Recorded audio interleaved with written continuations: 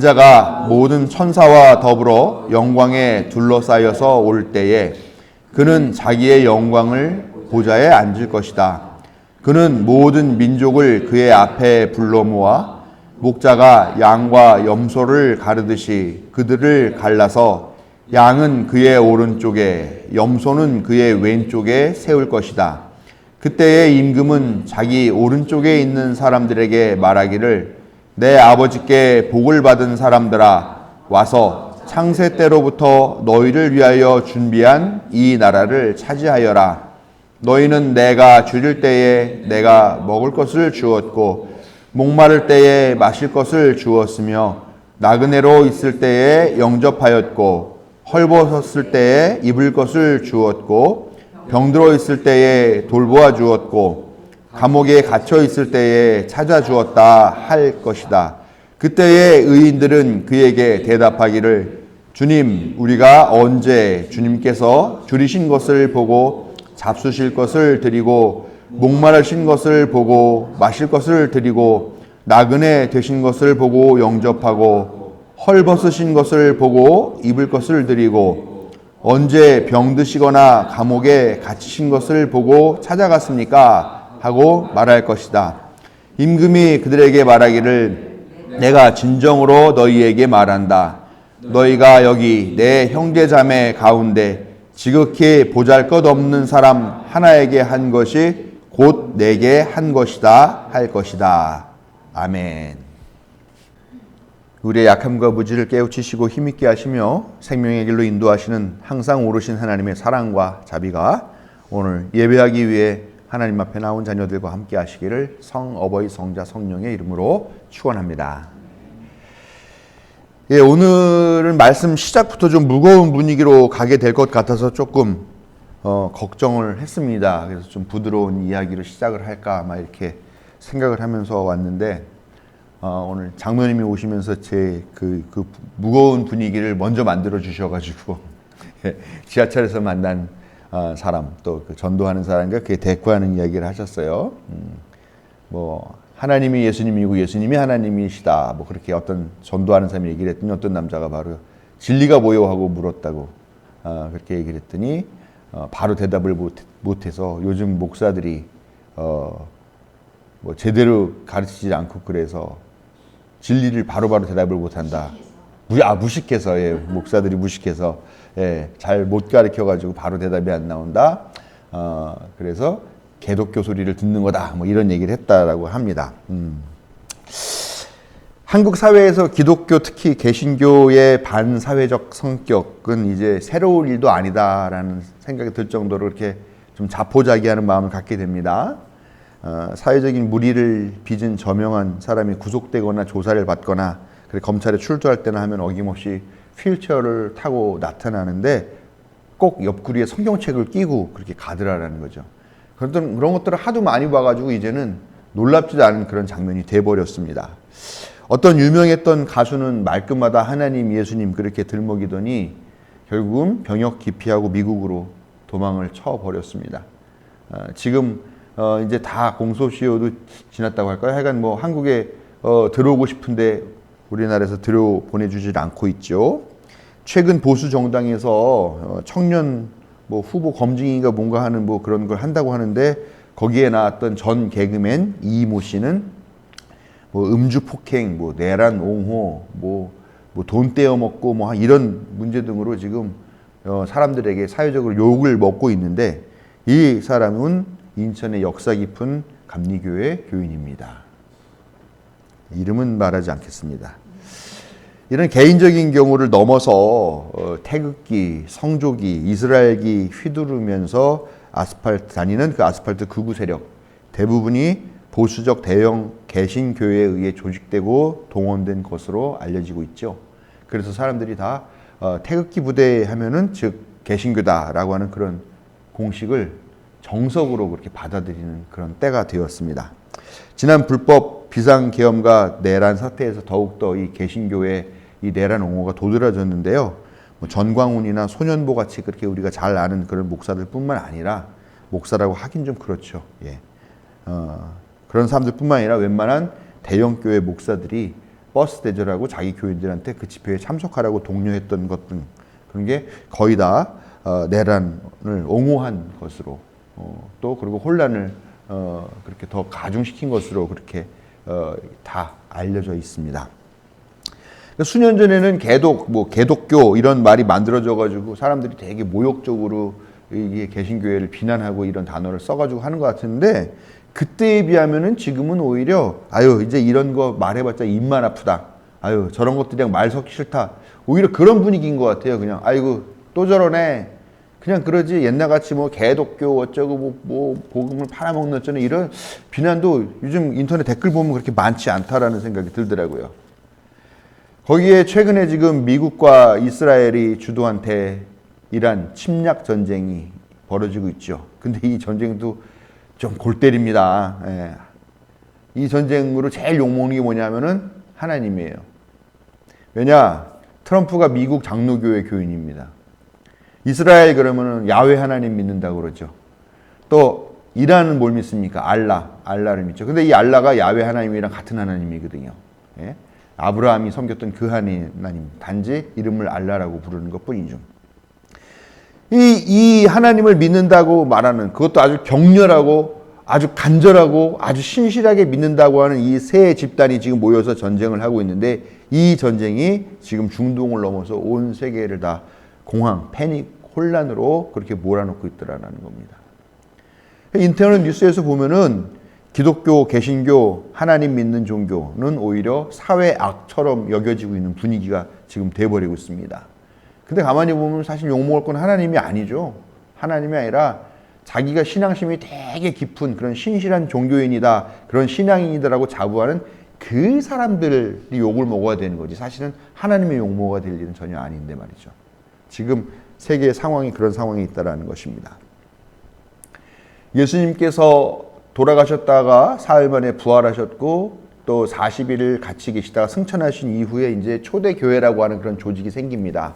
하나님, 예수님이 곧바로 다시 재림하신다 그랬는데 안 오시는 거예요. 아무리 기다려도. 그러니까 이제 교회라는 그런 조직들이 생겨나게 되고 제도권 종교로서의 그런 모습을 갖춰나가게 되죠.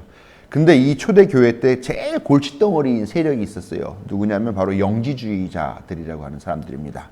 이 영지주의라고 하는 것은 1세기에서부터 3세기까지 그 기독교와 그 다음에 그리스 로마 문화, 헬레니즘 문화라고 하죠. 그 문화에서 발생했던 신비주의적인 이원론 사상을 영지주의라고 얘기를 합니다. 이 뭐냐면 그냥 이런 거예요. 물질은 악하고 영적인 것은 선하다라고 하는 그런 이원론을 갖고 있다라는 거예요. 그러면서 영적인 지식을 줄여서 영지라고 얘기하는데요. 이 영적인 지식을 가진 사람들은 이미 더 높은 차원으로 올라와 있기 때문에 비록 그 몸이 물질적인 육신에 갇혀 있다 하더라도 전혀 그 물질의 영향을 받지 않고 이미 구원을 살고 있고 영적 세계로 결국은 돌아가게 될 것이다 라고 하는 주장을 하고 있습니다. 그래서 이 물질 세계인 이 우주와 지구를 만들고 그 영적 세계에서 그 자신이 예수라는 모습으로 이 세상에 오셔서 물질의 한 부분이 되신 성육신 하신 것이죠. 그러니까 성육신 하신 그 하나님은 사실은 이름이 데미우르고스라고 하는 그런 이름을 가지고 있는 신인데 그 신은 되게 열등하고 또 어떻게 보면 악한 창조주다라고 하는 그런 내용까지 갖고 있는 것이 바로 영지주의예요. 그러니까 물질 세계 그러면 아주 그냥 쓰레기 같은 것, 그냥 거짓된 것, 헛된 것, 참이 아닌 것, 뭐 이렇게 보는 거죠. 그리고 오직 영적인 것들만 강조하는 그런 것들을 아주 극한적으로 주장하는 사람들인 거죠.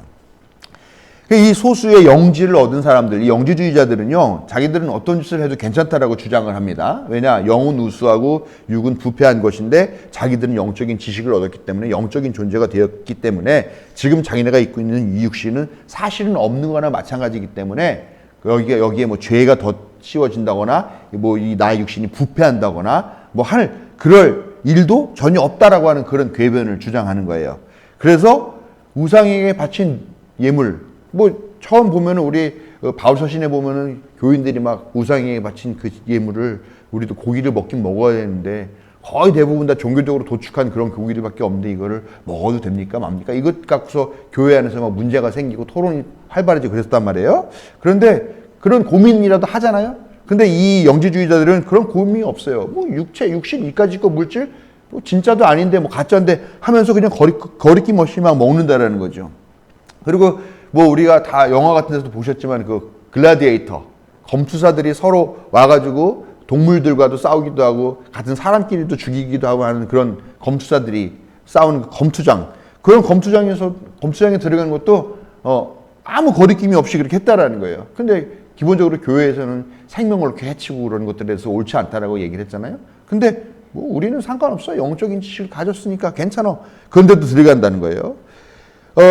거기에 더 나가서 이제 성적인 거리낌도 없는 거예요. 이 사람들은. 그래서 뭐 당연히 여자를 좀 가짜않게 받겠죠. 그런 마음도 있는데다가 육신이라는 것은 다 허상이기 때문에 괜찮아라고 하면서 교회 안에 여신도들을 타락을 시키고 유부녀들도 뭐 거리끼지 않고 그냥 막 강제로 범했다라고 하는 기록들이 있더라는 것이죠.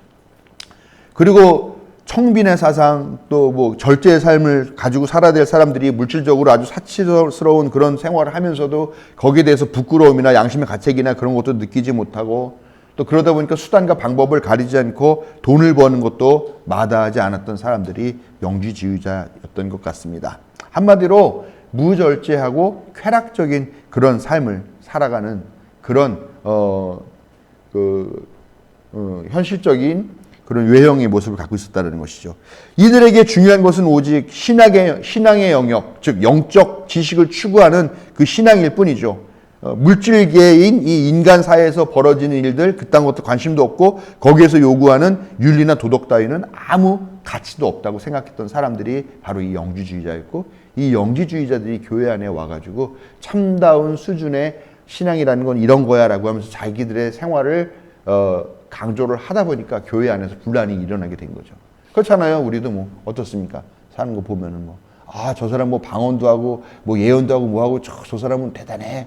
그러면서 그 사람을 존경하고 우러러보고 나도 그런 사람이 되고 싶다라는 생각을 하게 되는 거잖아요. 이렇게 얘기를 하면서 보면은 정도의 차이가 있겠지만 소위 정통이라고 자랑하는 오늘날의 한국 교회, 또 그 교인들의 행태와도 크게 다르지 않은 것 같다라는 것이죠. 어쩌다 한국 교회가 이런 지경이 됐을까라는 겁니다.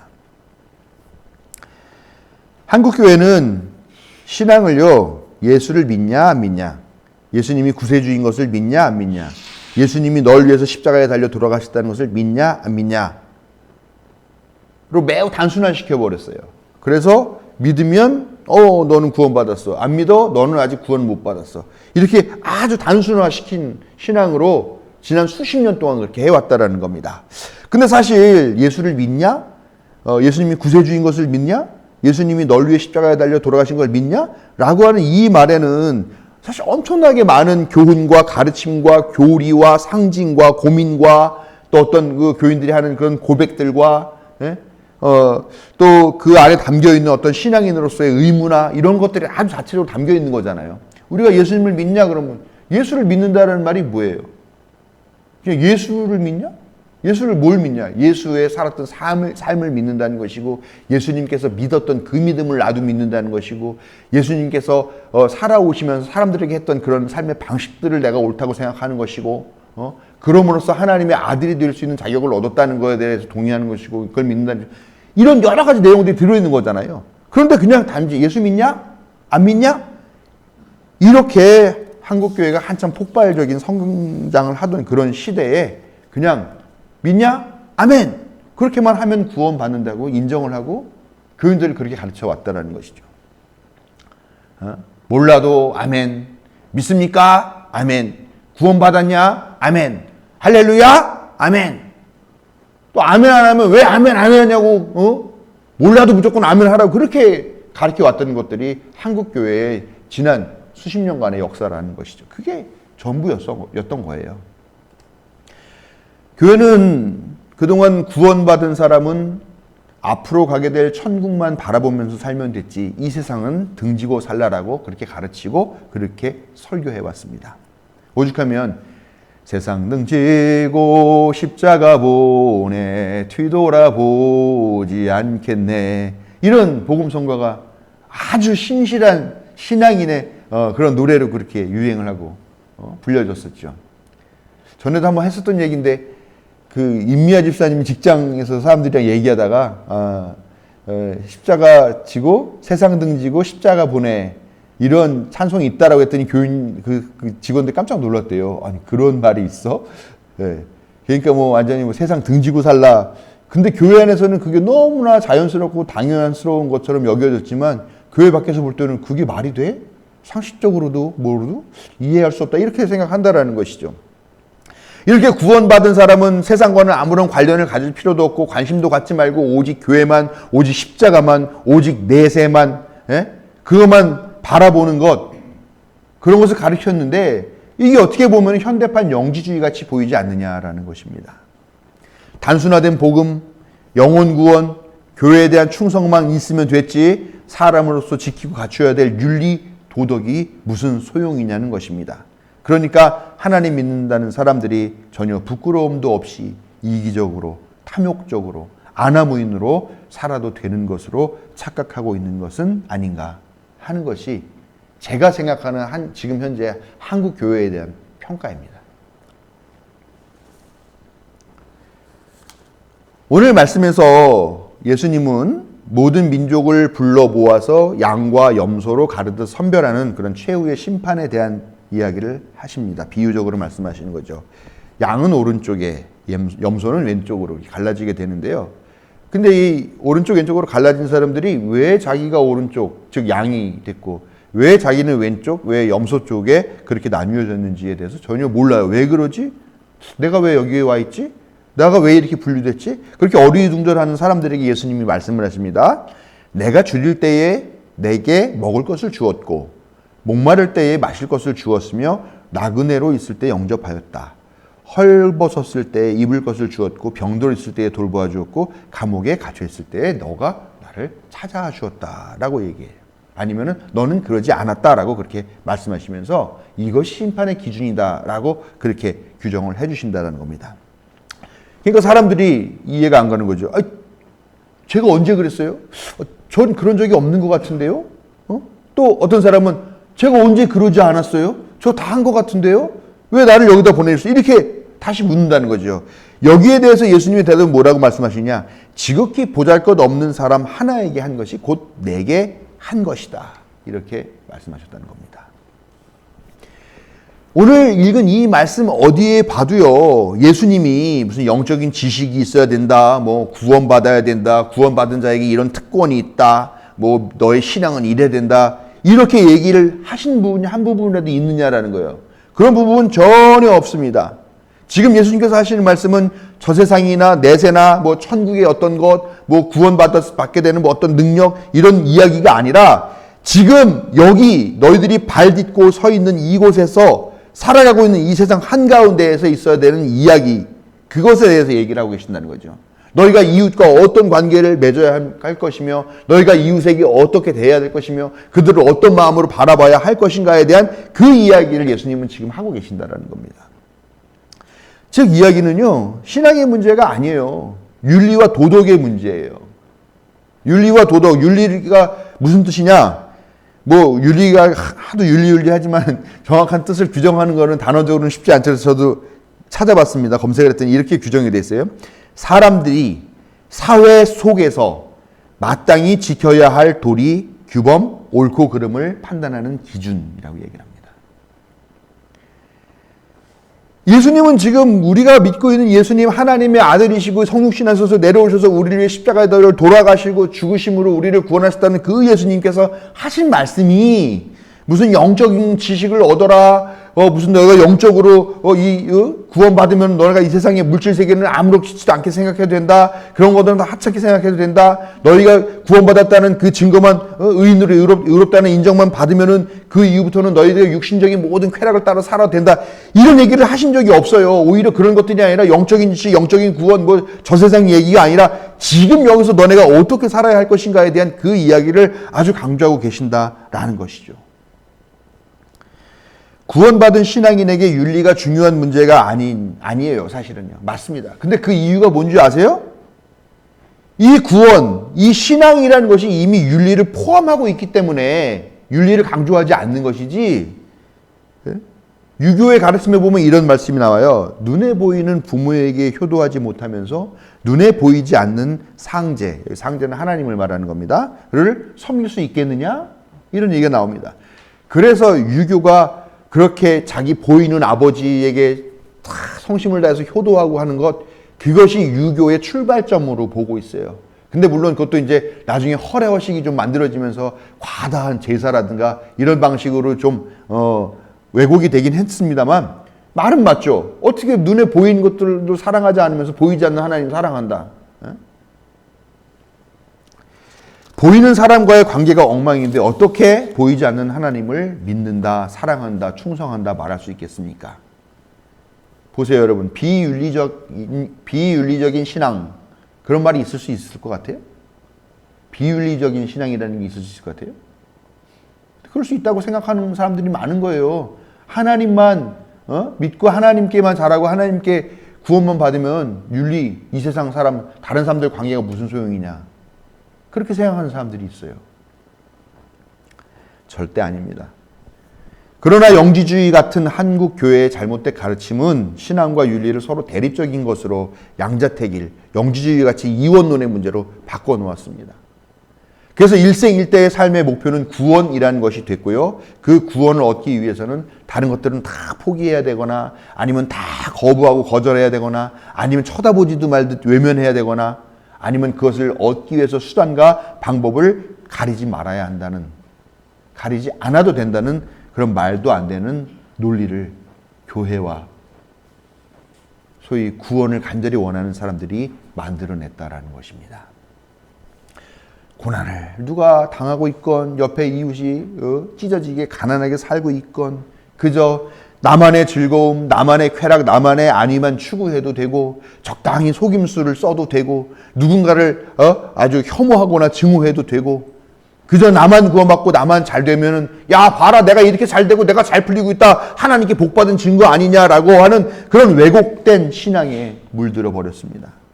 그렇게 한국 개신교는 개독교가 됐고 주 예수는 주식회사 예수가 돼버린 것입니다. 저는 요즘 신앙의 목표가 무엇이 되어야 되는가 하는 생각을 하면서 아주 독실한 신앙 아니면 구원 그런 것보다는 도리를 지키는 사람이 되는 것, 즉 윤리가 되어야 한다라고 그렇게 생각을 하고 그렇게 믿고 있습니다. 물론 신앙의 최종 목표가 윤리가 될 수는 없죠. 그것은 최종 목표는 절대 아닙니다. 그러나 사람으로서의 도리를 지키지 못하면서 천국과 구원을 확신한다. 나 구원받았다라고 확신한다라는 것, 그게 가능할 거냐? 저는 어불성설이라고 생각을 합니다. 종교 문제만이 아니죠. 사회도 윤리성을 회복해야 돼요. 지금 이 세상이 어떻게 돌아가고 있습니까? 교회도 어떻게 돌아가고 있습니까? 고통받고 신음하고 혼란에 빠진 이유가 무엇냐라는 겁니다. 그런 사람들이 도처에 있는 이유가 뭐냐? 왜 이걸 바로잡지 못하고 있느냐? 이 세상에 지금 물질 만능, 무한 경쟁, 적자 생존, 승자 독식 이 논리만 있어요. 어디에서 지금 사람이 사람답게 살아야 된다라는 그런 교훈과 권면을 들어볼 수 있습니까? 예?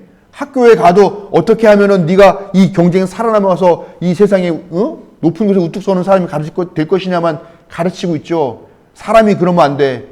이웃을 사랑해야 돼.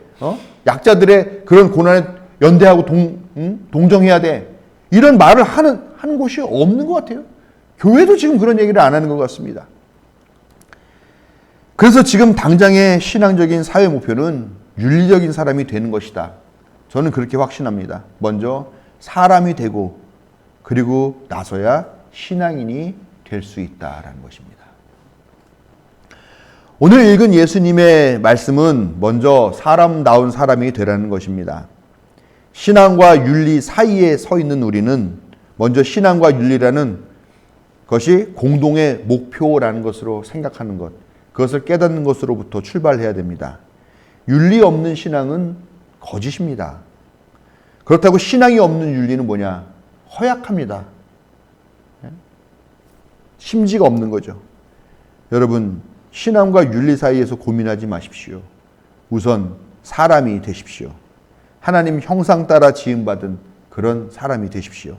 그러면 하나님이 우리를 의롭다고 인정하실 것이고 양의 무리 가운데 우리를 세워주실 줄로 믿습니다.